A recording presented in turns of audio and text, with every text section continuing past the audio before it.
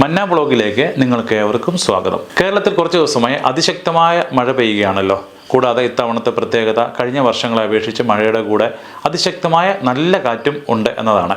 വരും ദിവസങ്ങളിലും കനത്ത മഴയും കാറ്റും എന്നതാണ് കാലാവസ്ഥാ നിരീക്ഷണ കേന്ദ്രത്തിൻ്റെ പ്രവചനം. ശക്തമായ കാറ്റിനെ നേരിടാൻ കേരള സംസ്ഥാന ദുരന്ത നിവാരണ അതോറിറ്റി പുറപ്പെടുവിച്ചിട്ടുള്ള പൊതുജാഗ്രതാ നിർദ്ദേശങ്ങൾ ഇനി പറയുന്നവയാണ്. കഴിവതും ഈ വീഡിയോ മറ്റുള്ളവരിലേക്ക് ഷെയർ ചെയ്യണമെന്നും അഭ്യർത്ഥിക്കുന്നു. 1.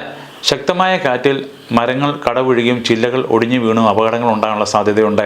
കാറ്റും മഴയും ഉണ്ടാകുമ്പോൾ ഒരു കാരണവശാലും മരങ്ങളുടെ ചുവട്ടിൽ നിൽക്കുവാൻ പാടുള്ളതല്ല. മരച്ചുവട്ടിൽ വാഹനങ്ങളും പാർക്ക് ചെയ്യരുത്. 2. വീട്ടുവളപ്പിലെ മരങ്ങളുടെ അപകടകരമായ രീതിയിലുള്ള ചില്ലകൾ വെട്ടി ഒതുക്കണം. അപകടാവസ്ഥയിലുള്ള മരങ്ങൾ പൊതുവിടങ്ങളിൽ ശ്രദ്ധയിൽപ്പെട്ടാൽ ബന്ധപ്പെട്ട തദ്ദേശ സ്ഥാപനങ്ങളെ അറിയിക്കുക. അടുത്തത് 3. ഉറപ്പില്ലാത്ത പരസ്യ ബോർഡുകൾ, ഇലക്ട്രിക് പോസ്റ്റുകൾ, കൊടിമരങ്ങൾ തുടങ്ങിയവയും കാറ്റിൽ വീഴാൻ സാധ്യതയുള്ളതിനാൽ കാറ്റും മഴയും ഇല്ലാത്ത സമയത്ത് അവ ശരിയായ രീതിയിൽ ബലപ്പെടുത്തുകയോ അഴിച്ചുവെക്കുകയോ ചെയ്യുക.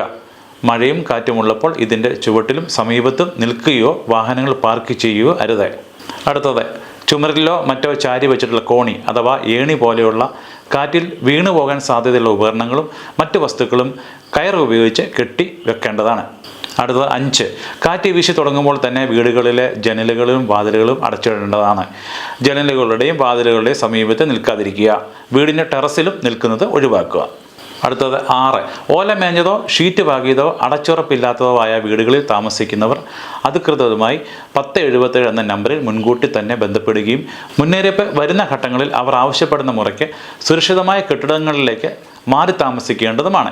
തദ്ദേശ സ്ഥാപനതല ദുരന്ത ലഘൂകരണ പദ്ധതി പ്രകാരം കണ്ടെത്തിയിട്ടുള്ള ഇത്തരം ആളുകളെ റിലീഫ് ക്യാമ്പുകളിലേക്ക് ആവശ്യമുള്ള ഘട്ടങ്ങളിൽ മാറ്റാൻ തദ്ദേശ സ്വയംഭരണ സ്ഥാപനങ്ങളും റവന്യൂ ഉദ്യോഗസ്ഥരും ജനപ്രതിനിധികളും മുൻകൈ എടുക്കേണ്ടതാണ്.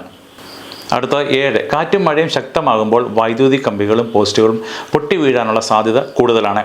ഇത്തരത്തിൽ ഏതെങ്കിലും അപകടം ശ്രദ്ധയിൽപ്പെട്ടാൽ ഉടൻ തന്നെ KSEBയുടെ 1912 കൺട്രോൾ റൂമിലോ 1077 എന്ന നമ്പറിൽ ജില്ലാ ദുരന്ത നിവാരണ അതോറിറ്റിയുടെ കൺട്രോൾ റൂമിലോ വിവരം അറിയിക്കുക.